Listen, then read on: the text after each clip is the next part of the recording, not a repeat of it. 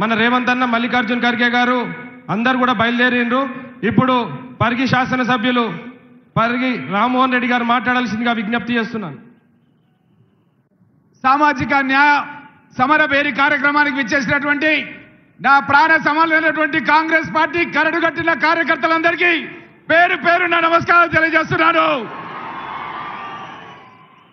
మీనాక్షి నటరాజన్ గారు మన తెలంగాణ రాష్ట్రానికి కరడుగట్టిన కాంగ్రెస్ కార్యకర్తగా జీవితాన్ని ప్రారంభించి మరోసారి తెలంగాణలో కాంగ్రెస్ ప్రభుత్వాన్ని తీసుకోవడానికి విచ్చేసినందుకు వారికి అఖండ స్వాగతం తెలియజేస్తూ, అదేవిధంగా మహేష్ కుమార్ గౌడ్ గారు పిసిసి అధ్యక్షుల నేతృత్వంలో ఈరోజు బీసీలకు సామాజిక వాదం తీసుకురావాలని మన కాంగ్రెస్ పార్టీ నేతృత్వం లోపల అఖిల భారత కాంగ్రెస్ పార్టీ అధ్యక్షులు మల్లికార్జున్ ఖర్గే గారు నిన్నటి నుంచి ఈరోజు ఉదయం నుంచి సాయంత్రం వరకు ఏ విధంగా కాంగ్రెస్ పార్టీని మరోసారి అధికారంలోకి తీసుకోవాలని చెప్పి గ్రామ స్థాయి కార్యకర్తలతో, మండల స్థాయి కార్యకర్తలతో, జిల్లా స్థాయి కార్యకర్తలతో, శాసనసభ్యులతో అందరితో కూడా మాట్లాడడం జరిగింది.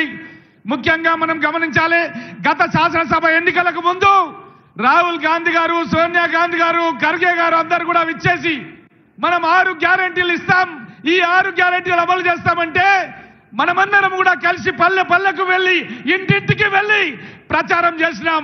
ఇందిరమ్మ ఇల్లు కట్టిస్తాం, రోటీ కపడా మకాన్, తినడానికి తిండి, ఉండడానికి ఇల్లు, కట్టుకోవడానికి బట్ట, పేదవాళ్ళ కనీస అవసరాలు ఏ విధంగా అయితే ఇందిరమ్మ చెప్పిందో దాన్ని నిజం చేస్తామని చెప్పినాం. రైతులకు 2 లక్షల రూపాయలు రుణమాఫీ చేస్తామని చెప్పినాం. చెప్పిన మాట ప్రకారం 21,000 కోట్ల రూపాయలు రుణమాఫీ చేసినాం. దేశవ్యాప్తంగా ఏ రాష్ట్రంలో ఏ ముఖ్యమంత్రి చేయని విధంగా మన గౌరవ ముఖ్యమంత్రి రేవంత్ రెడ్డి గారు 21,000 కోట్ల రూపాయలు రుణమాఫీ, 2 లక్షల రూపాయల వరకు మాఫీ చేసిండు. అదేవిధంగా మనం రైతు భరోసా కింద మొన్న జరిగినటువంటి 9 రోజులు 9,000 కోట్ల రూపాయలు ప్రతి రైతు ఖాతాలో కూడా, ఎంత భూమి ఉన్నా సరే, సన్నకారు రైతు అయినా పెద్ద రైతు అయినా సరే వారందరికీ కూడా మనము 12,000 రూపాయలు ఏడాదికి ఇచ్చే విధంగా 6,000 రూపాయలు వేసినాం. ఇంకొక 5-6 నెలలు అయితే మళ్ళీ ఒక 6,000 రూపాయలు వేయబోతున్నాం. ఆ రోజు రాజశేఖర రెడ్డి గారు ఉన్నప్పుడు వ్యవసాయానికి ఉచిత కరెంట్ ఇస్తే దాన్ని 16,000 కోట్లు పెట్టి కొనసాగిస్తున్నాం. మళ్ళీ అదేవిధంగా ఇంటికి కరెంటు ఉచితంగా ఇస్తున్నాం, ఇంటింటికి గ్యాస్ సిలిండర్ ఇస్తున్నాం, మహిళా సోదరిమణులకు ఆర్టీసీ బస్సులో ఉచిత ప్రయాణం కల్పించినాం. ఈ విధంగా ఎన్నో పథకాలు గత ప్రభుత్వంలో, బీఆర్ఎస్ ప్రభుత్వంలో ఒక్క ఇంటి బెడ్రూమ్ 2 బెడ్రూమ్ల ఇల్లు కట్టిస్తా అని ఆడ కూడా ఆ ఊర్లో కూడా 2 బెడ్రూమ్ల ఇల్లు కట్టాలి. మన నాయకుడు రేవంత్ రెడ్డి గారు ఏం చెప్పినట్టే, ఏ ఊర్లో ఇందిరమ్మ ఇల్లు ఉన్నాయో ఆడ కాంగ్రెస్ పార్టీని గెలిపియని రేపు జరిగే స్థానిక సంస్థల ఎన్నికల్లో అని చెప్పిండు. మీకు తెలుసు, మన గ్రామాల లోపల గతంలో ఇందిరమ్మ ఇల్లు కట్టినాం, మళ్ళీ ఇప్పుడు 3,500 ఇల్లు కడుతున్నాం. పొంగులేటి శ్రీనివాసరెడ్డి గారిని అడిగిన, అన్న ఇంకొక 3,500 ఇల్లు ఇవ్వాలంటే ఇంకొక వారం 15 రోజులల్లా ఇంకా 3,500 ఇల్లు ఇస్తాడు. 7,000 ఇల్లు అంటే 5 లక్షల రూపాయలు ఒక్కొక్క ఇల్లు, 350 కోట్ల రూపాయలు ఒక్కొక్క నియోజకవర్గానికి వస్తుంది. రుణమాఫీ కింద 300 కోట్ల రూపాయలకు ఆల్రెడీ ఒక్కొక్క నియోజకవర్గానికి వచ్చింది. ఆల్రెడీ మనం రైతు భరోసా కింద 100 కోట్ల రూపాయలు ఒక్కొక్క నియోజకవర్గానికి ఇచ్చినాం. భూమి లేని నిరుపేద రైతులకు కూడా ఇందిరమ్మ ఆత్మీయ భరోసా కింద 12,000 రూపాయలు ఇవ్వడం జరుగుతుంది.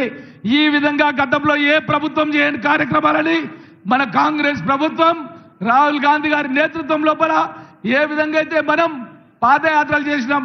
జిల్లా కాంగ్రెస్ పార్టీ అధ్యక్షుడిగా నేను కొడంగల్, తాండూరు నుంచి కొడంగల్, పరిగి, వికారాబాద్ ఏ విధంగా అయితే రాహుల్ గాంధీ గారు మనకు భారత్ జోడో యాత్ర చేసిండో దాన్ని చేసుకొని మనం అధికారంలోకి వచ్చినామో, మీరందరూ కూడా పల్లె పల్లెలో ఇంటింటికి వెళ్ళి కాంగ్రెస్ ప్రభుత్వం చేసిన కార్యక్రమాలు తీసుకొచ్చి స్థానిక సంస్థ ఎన్నికల్లో కాంగ్రెస్ పార్టీని గెలిపించాలని కోరుతూ సెలవు తీసుకుంటున్నాడు.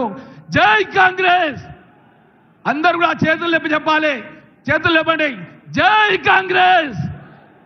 చేతులు లేపి మరోసారి జై కాంగ్రెస్! ధన్యవాదాలు.